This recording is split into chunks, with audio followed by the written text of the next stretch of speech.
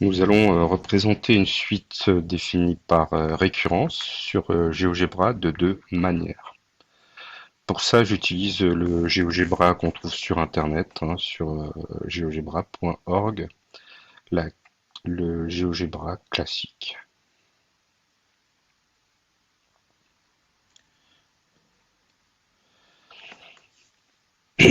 Alors la première chose à faire, c'est de rentrer des valeurs pour ma suite, donc de faire un tableau de valeurs. Pour ça, je vais utiliser le tableur, qui est donc là.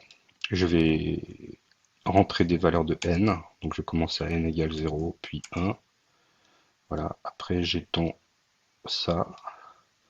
Je vais donc représenter jusqu'à n égale 20, je me suis trompé là, voilà, en attrapant le petit carré. Voilà. Alors quelle est ma suite définie par récurrence? C'est une suite avec u0 est égal à 10. Et la relation de récurrence, c'est un plus 1 égale 0,5 multiplié par un, donc le terme précédent. Je vais donc mobiliser la cellule qui est juste au-dessus, la cellule B1 où il y a le 10 maintenant, mais quand je vais étendre, ça sera la cellule d'au-dessus, plus 1.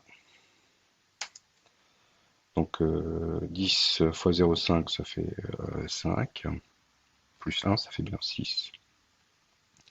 Maintenant j'attrape le petit carré et j'étends pour calculer les valeurs suivantes de ma suite. Donc vous avez ici les n dans la colonne A et les un dans la colonne B, u0, u1, u2, u3, u4, u5, u6, u7, u8, u9, u10, etc. jusqu'à u19.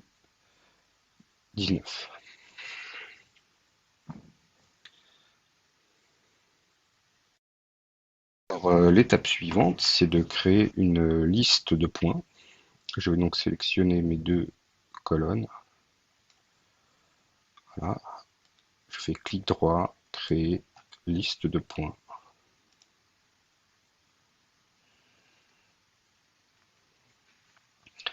Donc je peux voir que ici, dans mon graphique, j'ai les points qui correspondent aux valeurs.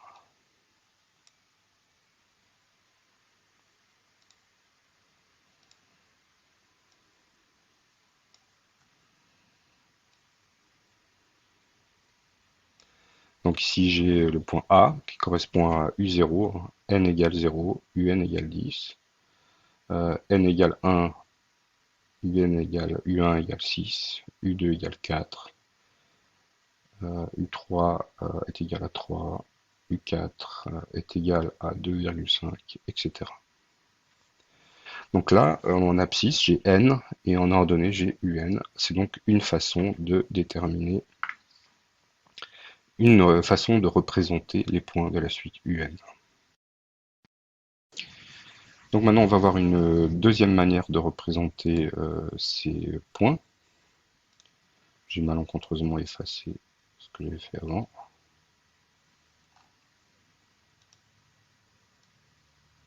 Voilà, je le refais rapidement. Voilà.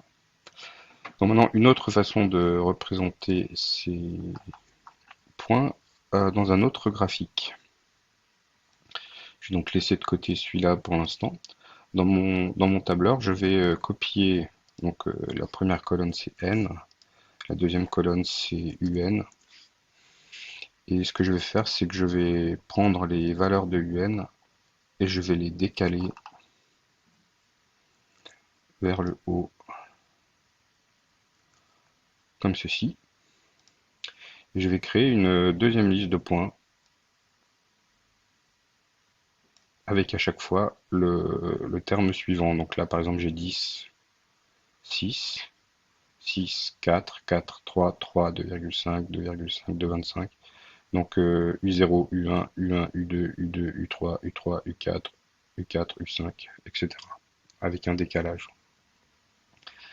Et je vais donc à nouveau créer une liste de points. Mais avant de le faire, je vais me placer dans un autre graphique que la fenêtre que j'avais précédemment. Donc je vais ici, graphique 2, voilà.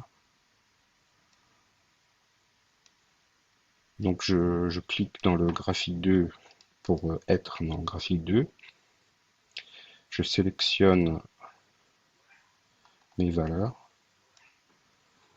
Je fais créer une liste de points.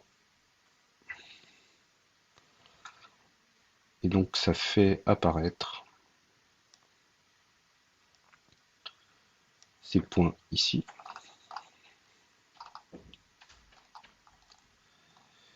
Et je vais maintenant créer encore une liste de points dans le même graphique. Cette fois, je vais recopier simplement à côté, sans décalage, la même liste. Et je crée une liste de points, en fait, avec l'abscisse égale à l'ordonnée.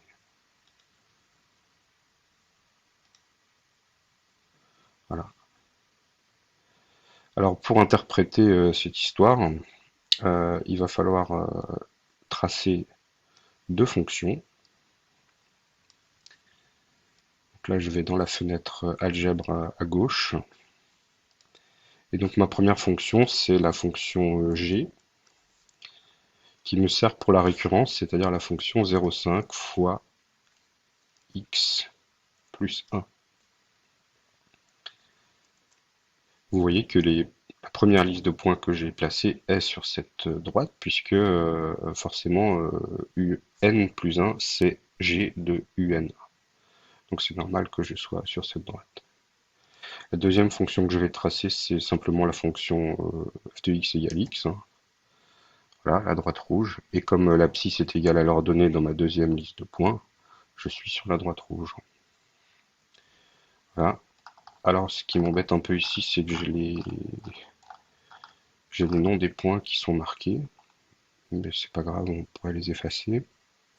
Donc maintenant je vais aller sur ce graphique et je vais créer une ligne brisée.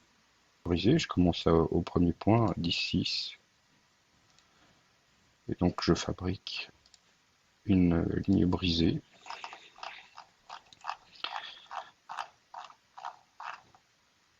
Il faut zoomer avec la molette de la souris.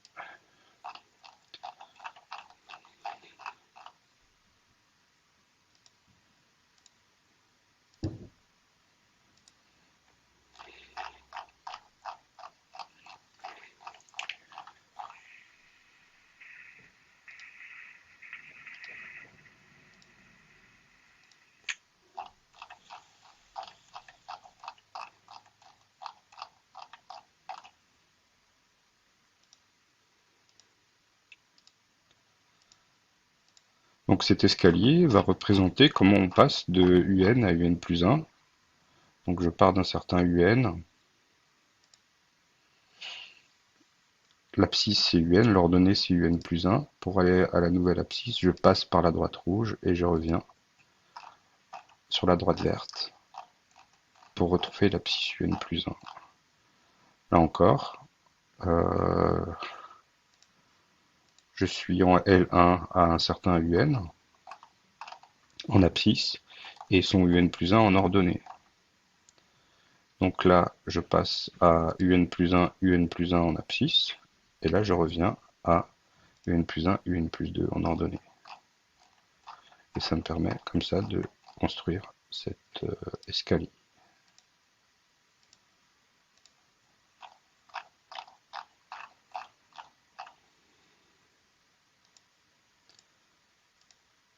Voilà, je suis au bout de mes 2 fois 20 points.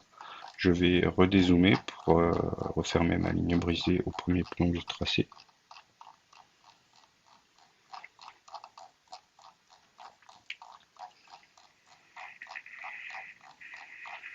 En essayant de pas trop martyriser le logiciel.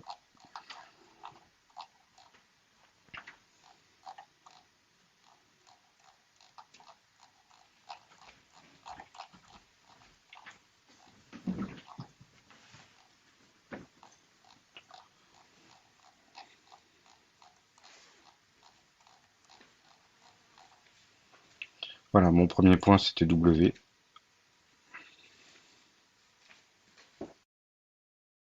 Détailler maintenant ce que représentent ces points. Vous voyez en abscisse ici le premier point W, je suis à 10, donc c'est U0. Pour calculer U1, je fais G de U0, donc je vais sur la droite verte, l'ordonnée c'est 6, c'est-à-dire G de 10, et c'est U1. Maintenant je vais en S1, et le point, comme je suis sur la droite rouge, X égale Y, et bien celui-là, il a pour coordonnées U1 et U1, c'est-à-dire 6 et 6. Ensuite, je redescends sur la droite verte pour avoir l'abscisse 6 et leur donner 4, c'est-à-dire U2. 4, c'est U2, c'est G de 6, G de U1.